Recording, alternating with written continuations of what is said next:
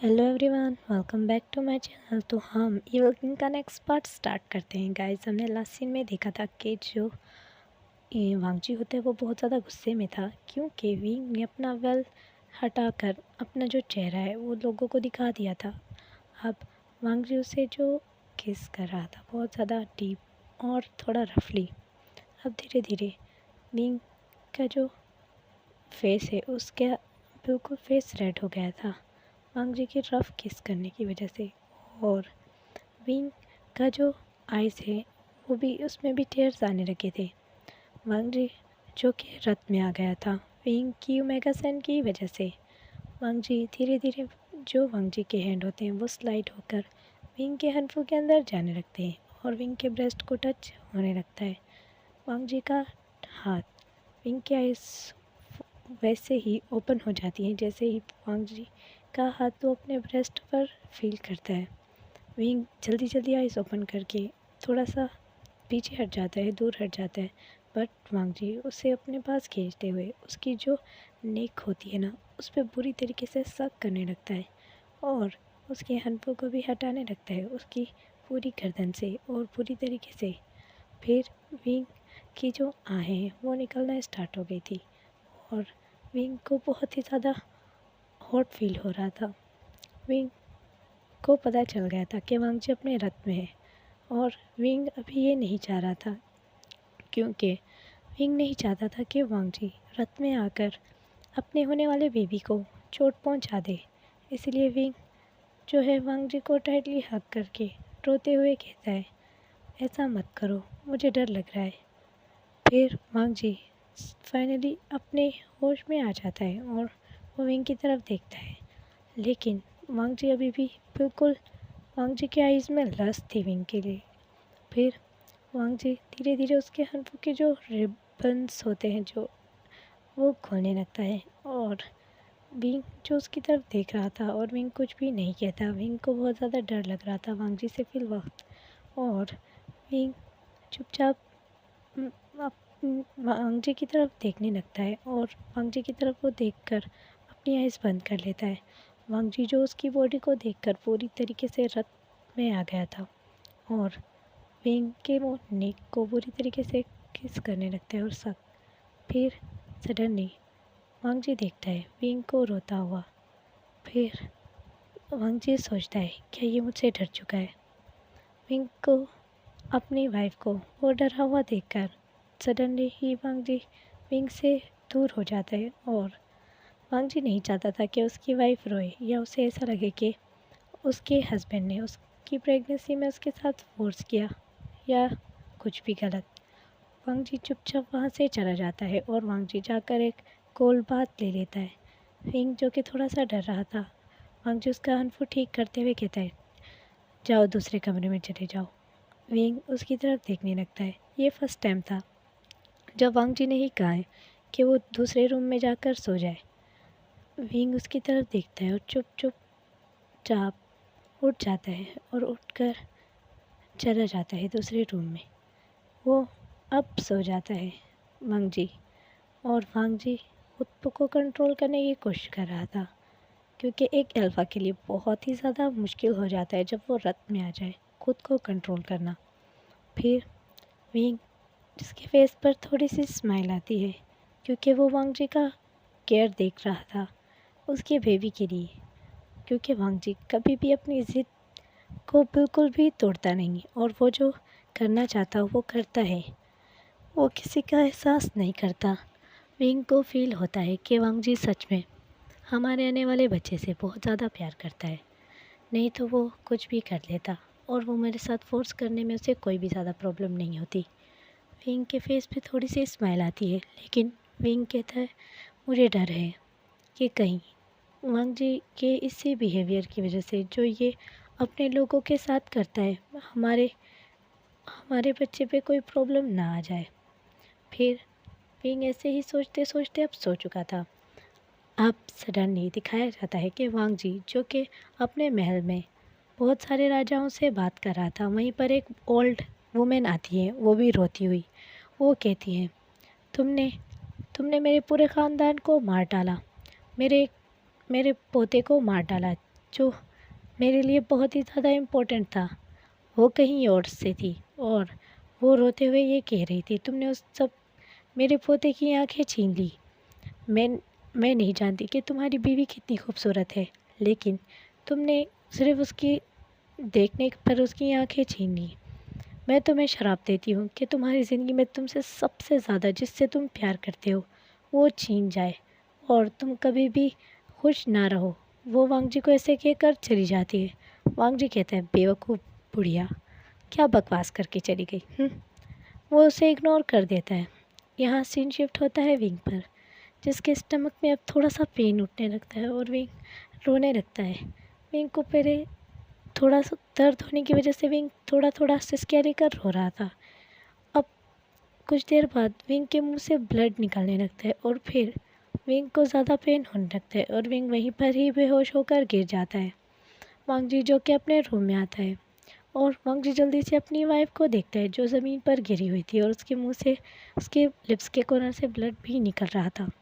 वांग जी जल्दी से उसे उठाकर बिस्तर पे सुला देता है और वहाँ से डॉक्टर को बुलाने के लिए कहता है। वो डॉक्टर आता है और कहता है, ये ये इंसान नहीं थी क्या पहले? वांग जी उसकी तरफ आंखें देखता है और कहता है, जितना कहा है उतना करो। और वो विंग को चेक करते हुए कहता है, एक मरमेड के लिए ह्यूमन के बच्चे को जन्म देना बहुत ही ज़्यादा मुश्किल होता है और ये बहुत ही कमज़ोर मरमेड है और इसकी उम्र भी इतनी नहीं थी जिस पे ये बेबी को जन्म दे पाए। वांग जी उसकी तरफ देखते हुए एक टेढ़ा मुंह बनाता है और कहता है, तो वो कहता है, अगर आपको इसे ठीक रखना है तो आपको चाहिए कि आप इसे बेबी ना पैदा करने के लिए कहें। वांग जी कहता है, ऐसा तो नहीं हो सकता। वांग जी को वो डॉक्टर कहता है, ये बेबी जितने महीने या जितनी देर नहीं ये आपके वाइफ के पेट में ग्रो करेगा, ये उसे उतनी ही ज़्यादा चोट पहुंचाएगा और ये आपकी वाइफ को मार भी सकता है, क्योंकि ये बच्चा बहुत ज़्यादा पावरफुल है, वर्ल्ड में सबसे ज़्यादा पावरफुल। और ये इसे जो भी ब्लड चाहिए आपकी वाइफ का, और ये आपकी वाइफ का ब्लड पूरा अपनी कमज़ोरी को ख़त्म करने के लिए लेता रहेगा, जिससे आपकी वाइफ बहुत ज़्यादा कमज़ोर हो चुकी है। सो अगर आप अपनी वाइफ को चाहते हो तो आपको चाहिए कि आप इस बच्चे को अवॉइड करवा दो। वांग जी कहता है, तो फिर से हो सकता है क्या बेबी? वो डॉक्टर कहते हैं, नहीं, फिर ऐसा नहीं होगा। वांग जी कहता है, तो फिर मैं ये नहीं करूँगा और मैं खुद देख लूँगा मुझे जो करना है। तुम इलाज का कहा था, बट तुम मुझे नहीं लगता कुछ भी कर सकते हो। और ऐसे कर कहने के बाद वांग जी उसकी तरफ आंखें घुमाते हुए देखता है और कहता है, दफ़ा हो जाओ यहाँ से, किसी काम के डॉक्टर नहीं हो तुम। डॉक्टर कहता है, पर मैंने कहा चले जाओ। और ऐसे कहने के बाद डॉक्टर वहाँ से चला जाता है।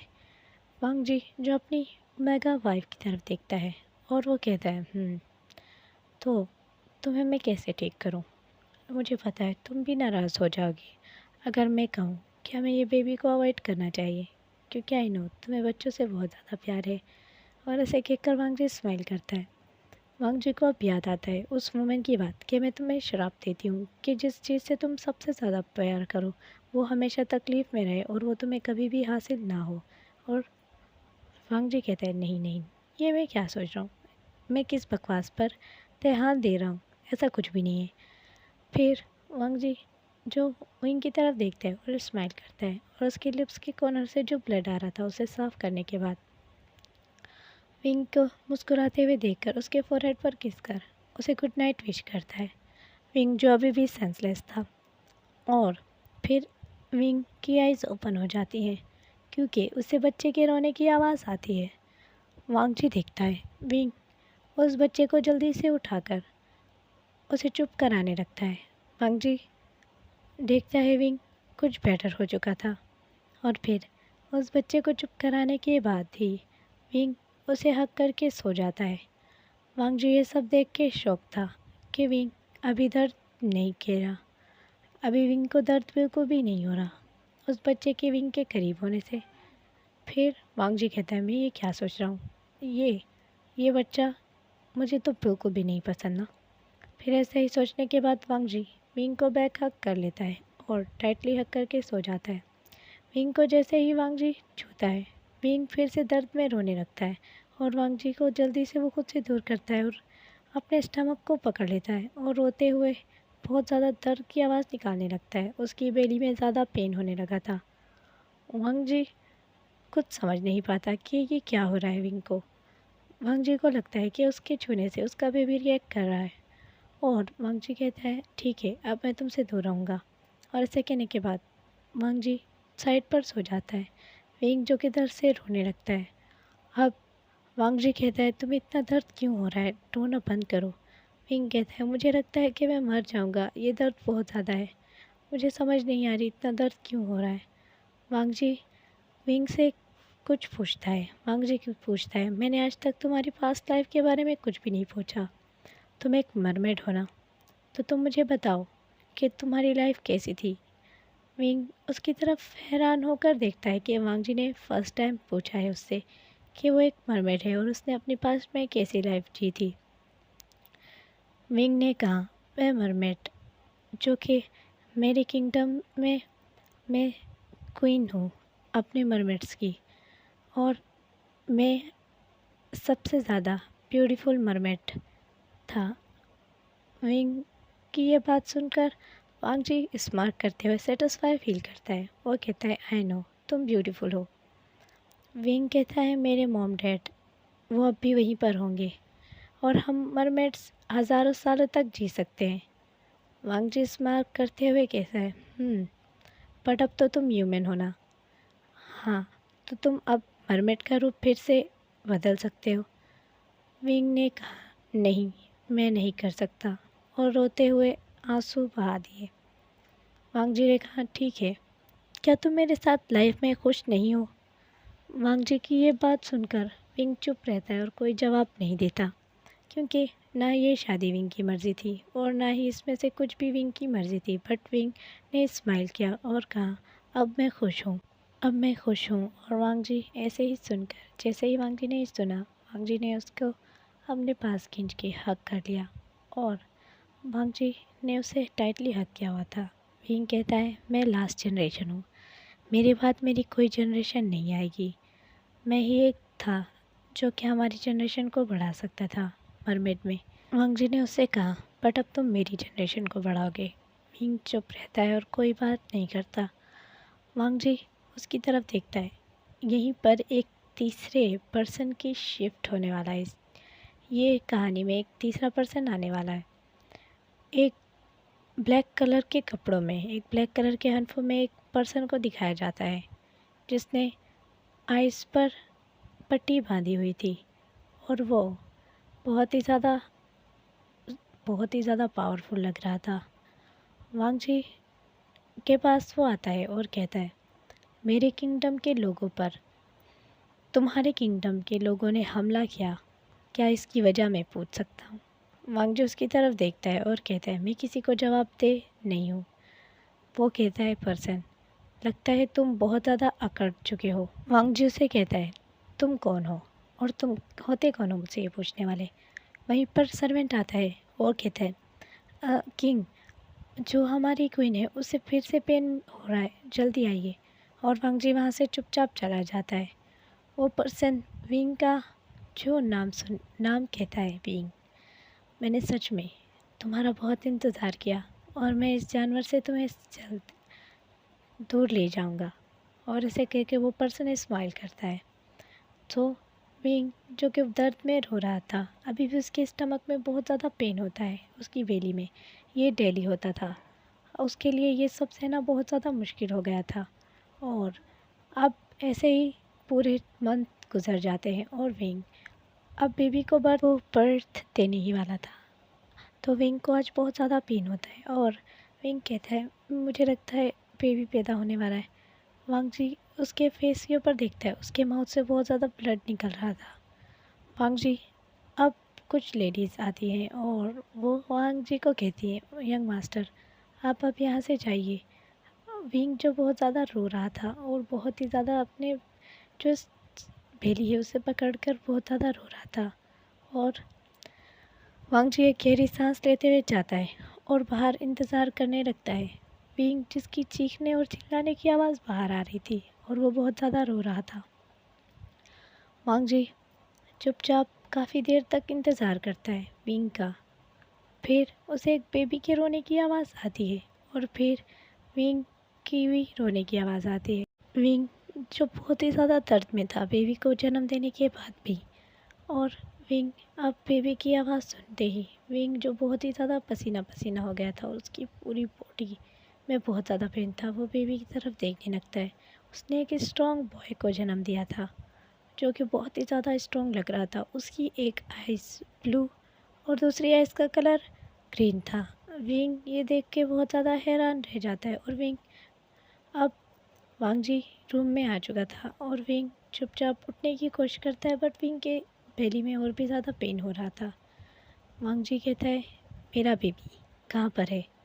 तो विंग चुपचाप अपना फेस नीचे करते हुए शायद विंग अपनी आइज़ नीचे कर लेता है और एक वुमेन जो उस बेबी को लेकर आती है, वांग जी अब उस बेबी की तरफ देखता है जिसकी आइज़ बहुत ही ज़्यादा ब्यूटीफुल थी और वांग जी उस बच्चे के फेस पे टच करता है। वो बच्चा बहुत ही ज़्यादा ब्यूटीफुल था और बहुत ही ज़्यादा स्ट्रॉन्ग। फिर वो सर्वेंट कहती है आपको चाहिए कि आप इसे मिलते हैं। वो अपनी क्वीन को कहती है, यानी कि हमारे जो विंग से विंग बहुत ही ज़्यादा शाय फील करता है और वहीं पर दूसरे बेबी की भी आवाज़ आती है रोने की, और नहीं जो कोई और नहीं आयान था। आयान बहुत ज़्यादा रो रहा था। विंग परेशान होते हुए आयान की तरफ फिंगर पॉइंट करता है और उस वुमेन को कहता है मुझे उसे दो। वुमेन वांग जी की तरफ देखती है। वांग जी बहुत ज़्यादा गुस्से में आंखें बंद कर वुमेन को कहता है जाओ यहाँ से। विंग कहते हैं वो मुझे मुझे दो, जल्दी करो, वो रो रहा है। और वो जल्दी से आयान को उठा लेती है वो वुमेन, और वांग जी की तरफ देखते हुए वो विंग के हाथ में दे देती है वो।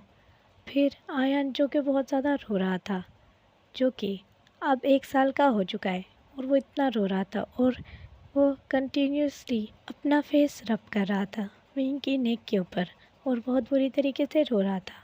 फिर विंग कहता है इसे तुम फीड करवाने के लिए नहीं ले गई उस वुमेन को। वो वुमेन कहती है मैं क्या करूं, वो वुमेन जिससे फीड करवाती थी उसके पास अब मिल्क नहीं है और वो नहीं करवा पा रही इसे फीड। विंग चुपचाप विंग चुपचाप जो अपने बेबी की तरफ देखने लगता है और फिर वो आयान की तरफ भी देखने लगता है। अब वो दोनों को लेकर बहुत ज़्यादा कंफ्यूज हो चुका था। आयान जो कि कंटिन्यूटी ही जो विंग की नेक है और उसकी जो गर्दन है उस पर अपना फेस रख कर मिल ढूंढने की कोशिश कर रहा था, जो कि बहुत ही ज़्यादा मासूम और क्यूट बेबी था। और दूसरा बेबी जो बिल्कुल शांत था और वो बस आयान की तरफ ही आंखें देख रहा था। वो छोटा सा बेबी जो अभी ही पैदा हुआ है। अब आयान जो अपना फेस रब करते करते थोड़ा सा नीचे आ जाता है। वो विंग के ब्रेस्ट फील करते ही वो उसके हनफू के ऊपर से ही अपने माउथ से उसे सक करने लगता है। विंग ये देखकर बहुत ज़्यादा शॉक हो जाता है और विंग जल्दी से आयान को दूर करता है और फिर वो सोच में पड़ जाता है कि मैं ये क्या कर रहा हूँ। आयान भी तो बेबी है ना, मुझे उसे क्या मिल्क देना चाहिए अपना। जो आयान है वो इतनी बुरी तरीके से रो रहा था जैसे कि उसकी जान ही निकल जाएगी अगर विंग ने उसे कहीं और से मिल्क ला कर नहीं दिया। फिर विंग एक वुमेन से कहता है जाकर फीडर में मिल्क ले आओ उसे बॉईल करके, और वो आयान के मुंह में वो फीडर डालने लगता है। बट आयान जो कि बिल्कुल अपना फेस टर्न कर लेता था और वो बिल्कुल भी वो बाहर का मिल्क पीने के लिए रेडी नहीं था। वो बस अब अपने बेबी की तरफ देखता है वांग जी और कहता है इसे मिल्क दो अपनी वाइफ से। और उसकी वाइफ दोनों की तरफ देखकर कंफ्यूज थी और वांग जी उस सर्वेंट से कहता है इसे लो और इसे वहाँ पर रख के आ जाओ उस पालने में। उस उस बच्चे को अब जो वुमेन होती है वो विंग की गोद में रख देती है और आयान को पालने में उठाकर रख देती है। आयान जो कि पालने में बहुत ज़्यादा रो रहा था, वो वुमेन बार बार उसके मुंह में फीडर डालती है, बट आयान वो जो सारा मिल्क है उसे निकाल देता है अपने मुंह से। उसे उस मिल्क का टेस्ट बिल्कुल भी नहीं अच्छा लग रहा था और विंग जो कि उस बेबी की तरफ देखती है जो बहुत ज़्यादा शांत था और कोल्ड भी लग रहा था, उसका फेस बहुत ही ज़्यादा। और विंग उस बेबी के फेस पर अपना हाथ फिराती है, लेकिन विंग के दिल को कहीं ना कहीं कुछ हो रहा था आयान को देखकर। और फिर विंग को वांग जी देखते हुए कहता है तुम्हें इसे फीड करवाना चाहिए। विंग चुपचाप नोट करते हुए उस बेबी को फीड करवाने के लिए जैसे ही अपना हाथ वो साइड पर करने लगता है, फिर वो बेबी जो है जल्दी से ही विंग को, मतलब विंग की जो बॉडी है उस पर अपना फेस रब करने लग जाता है। विंग दिल में सोचता है तुम कितने ब्यूटीफुल हो। विंग उस बेबी को देखकर क्यूटली स्माइल करता है जो कि बहुत ही ज़्यादा क्यूट दिख रहा था यान लेते हुए।